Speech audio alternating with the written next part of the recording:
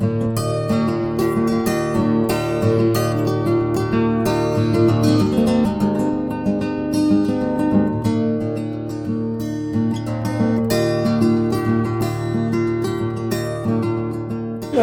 little boy and little girl. Gotta take you to school, little girl.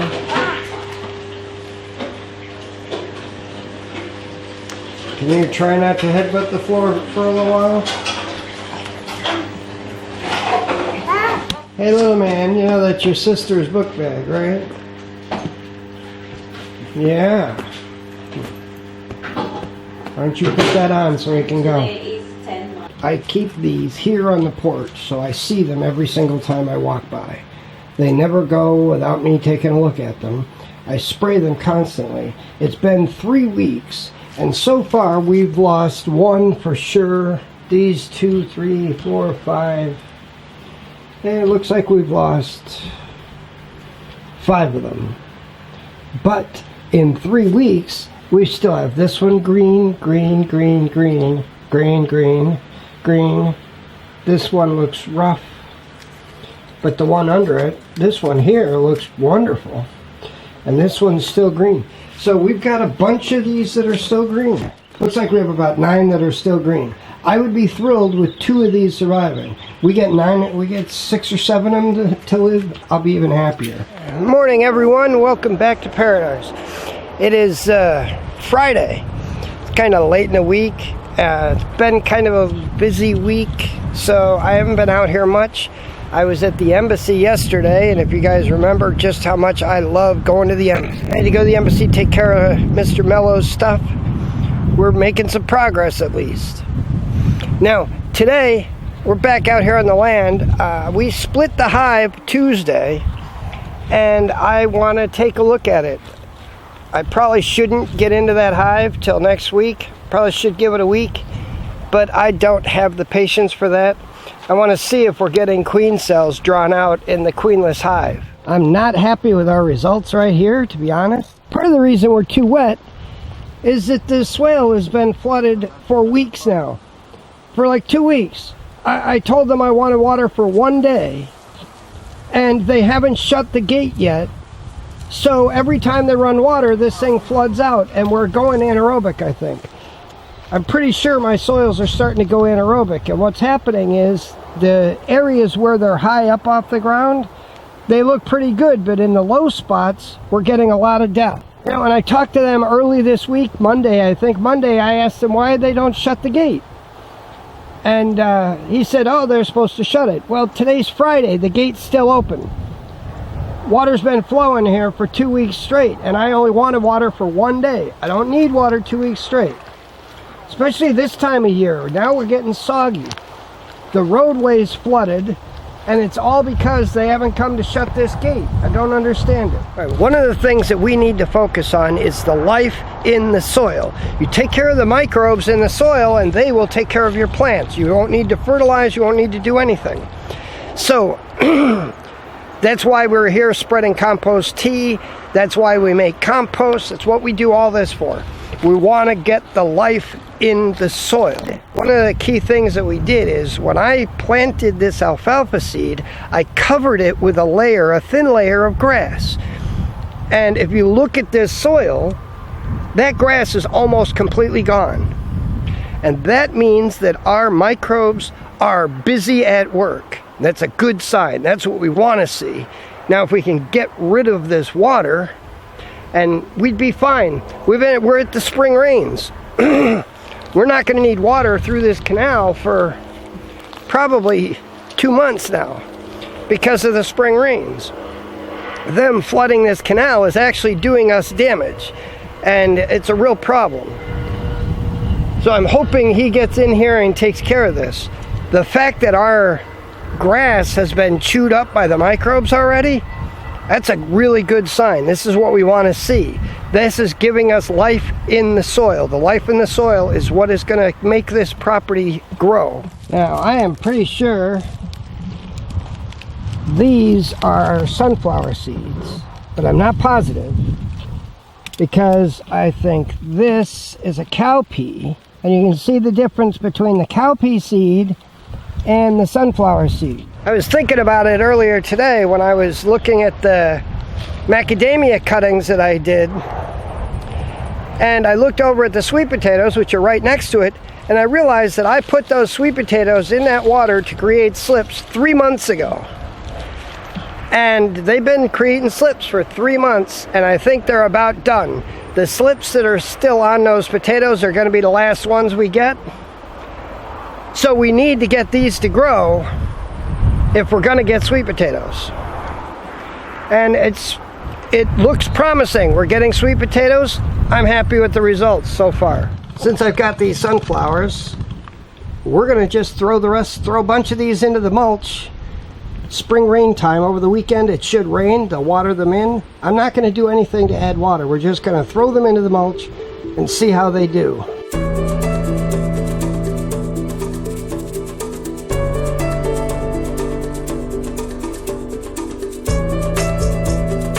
Got a few left. Maybe I'll snack on them. Now, it is getting about that time that I have to go get Pretty Girl from school. She gets out early on Fridays, and we didn't get here till later than normal today. So, we're not going to get into this hive now. We're going to do it when I get back. But I just wanted to show what we did, and then when we come back and get into the hive, you'll see the more details. All right, what we did is we reorganized the frames, separated out a honey super, and we pulled several frames of brood comb. About 5 frames of brood comb went into this box here. Then we pulled the queen and all the honey frames, plus about 5 frames of brood comb, and put her right over here. What happens when you split a hive? All of the foragers go to the original location. So all the bees that were out foraging, doing their daily business, they came back to this hive right here. And when they came back, they found no queen. Without a queen, they need to get to work and replace her. They get to work getting a new queen. Now, over here, what we've got is a whole bunch of brood, plus a good laying queen. The queen we had is a really good layer. She's got a good, healthy pattern. She fills the brood real well. So that hive has a queen in it and a bunch of brood, but no foragers. Only nursing bees are in this one. The nursing bees graduate to become foragers, and they go out and hunt to find pollen and nectar, and they bring that all back here. As the brood hatches, we get more bees, and bingo, this hive will replace all the bees that we took out of it. While this hive, we're worried about replacing the queen that they don't have. Now, this is just a little bit of the compost. What we're going to do is take this stuff into the food forest section we planted last year. There's a lot of grass cuttings that we put down that should have decomposed by now. It's been a few months and it's grass. It should have started to break down and it hasn't. So we're going to inoculate that section of the food forest with this compost and hopefully bring some life into the soil over there. We didn't have compost when we planted that, so we didn't get the same things happening there that we are in this food forest. So hopefully by putting this stuff down, we're going to inoculate that soil and increase the life over there. This is that section I was talking about. This grass has been here a long time. You would think it would decompose, but no, it hasn't. And I really expected this stuff to decompose. So we're just going to throw this compost over the top of it and over this whole section to try and get a little bit of life into this soil and hopefully get this stuff to break down. It doesn't take a lot, We're not trying to create a thick layer of compost. We're trying to inoculate this ground with the microorganisms that will help break down the organic matter and give us good soil. So it doesn't take a lot, and we just need a dusting. Alright guys, I am back. Picked up pretty girl from school, dropped her off at the house, got a few things done at the house. Now we're going to check the bees real quick. We are not getting in there for a full deep throttled hive inspection.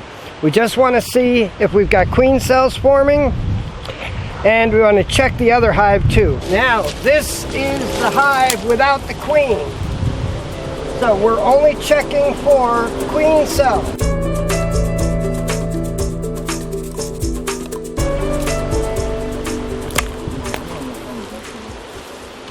Alright, we are getting a queen cell right here.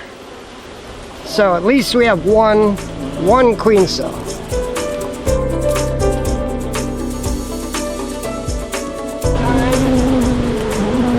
This is the hive with the queen and a honey suit.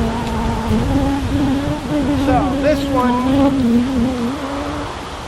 does not have as many bees. There aren't nearly as many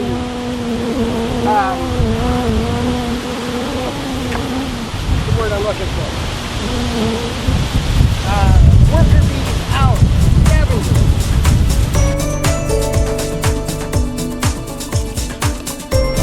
See how this shows up on the camera. I hope you can see it. Right in these cells, you can see the larva in all the cells. So the larva gets to a certain stage, they feed it, and then they cap it. And then it looks like this. Now I think these are drones. These here are drones. This is worker bee larvae. And there's a lot of it over here too. Same thing. Worker bee larvae here. Drones here. The bullet looking things are the drones.